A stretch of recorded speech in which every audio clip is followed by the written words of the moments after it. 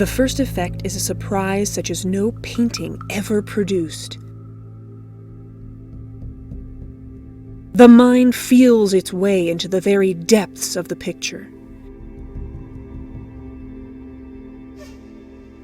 I look into the eyes of the caged tiger, and on the scaly train of the crocodile stretched on the sands of the river that has mirrored 100 dynasties.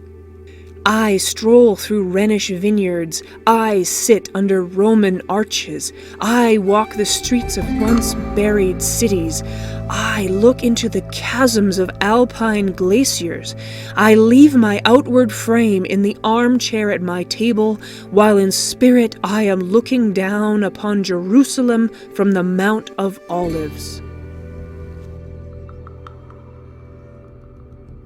Phew, sounds exciting, but what could do all that? Surely it was some kind of immersive, full-body virtual experience, an entire universe, only accessible with a kind of bleeding-edge technology that our ancestors couldn't even dream of, right? Wrong! That was Oliver Wendell Holmes in 1859 talking about this. This is a stereoscope, and much like virtual reality today, it brought the world to the masses in 3 dimensions for the very first time. And though it may look like a piece of cardboard on a stick with some lenses attached, and it very much is, it has more in common with modern virtual reality than you might think.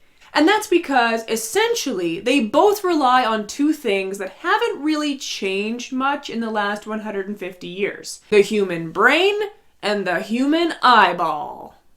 To find out about that, we have to look at the very first stereoscope and how it worked.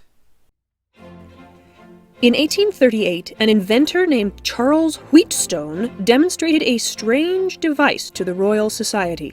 It was about the size of a small table and consisted of 2 mirrors joined at the edge to form an angle of 90 degrees.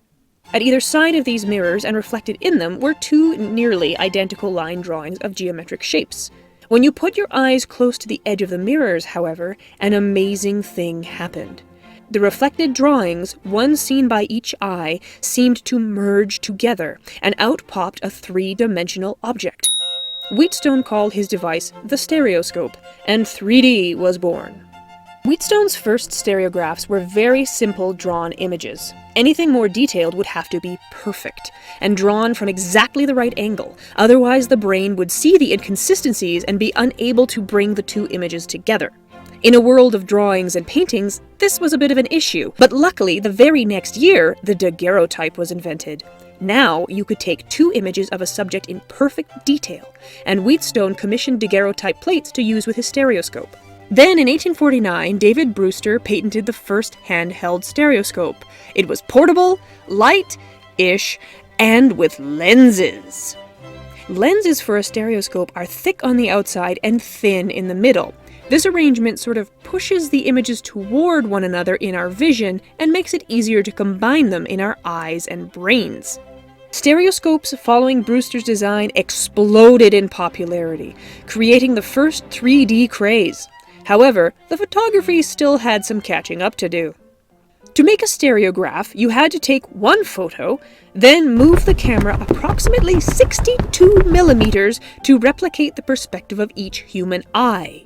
Moving the camera could be heavy and difficult, and long exposure times meant people or animals could move in and out of the photograph between snaps, leaving ghostly smudges behind that spoiled the illusion. Finally, in 1856, Charles Dancer invented the stereo camera, which took 2 images simultaneously at just the right angles for a stereoscope. Legions of stereoscopic photographers traveled around the world, taking pictures of everything they could get their lenses on. For most people, travel was expensive and could be difficult or even dangerous, but a stereoscope allowed anyone with a few pennies to experience exotic and glamorous places in 3 dimensions.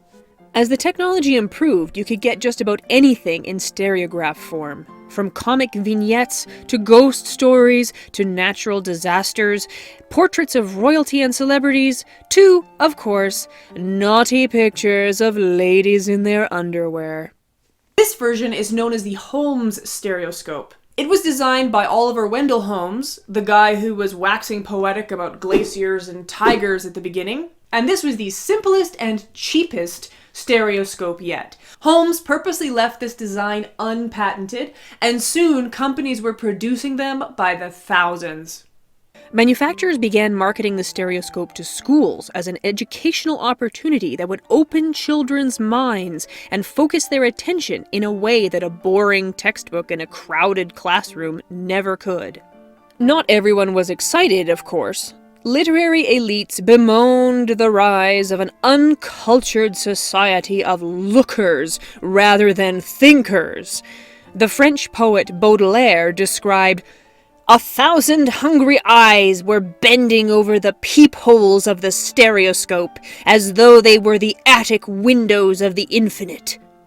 The craze for the stereoscope waxed and waned throughout the 19th century, and by the 1920s it had competition, from radio, movies, and then television. But there were regular revivals during the 20th century, and there are stereoscope enthusiasts all over the world today.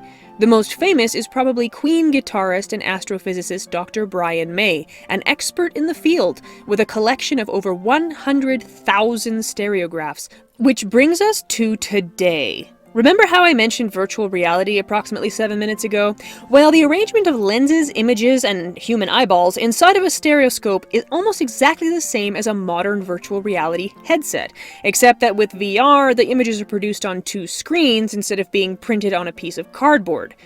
Also, neither go well with bicycles. What the heck is going on here? And so, as we advance into this new and exciting virtual world, we should remember the humble stereoscope, and how a couple of chunks of glass on a stick opened the eyes and minds of thousands of people, and paved the way for the virtual wonderlands and/or hellscapes which await us in the 21st century. Thank you for watching Cabinet of Curiosities, and please join us next time.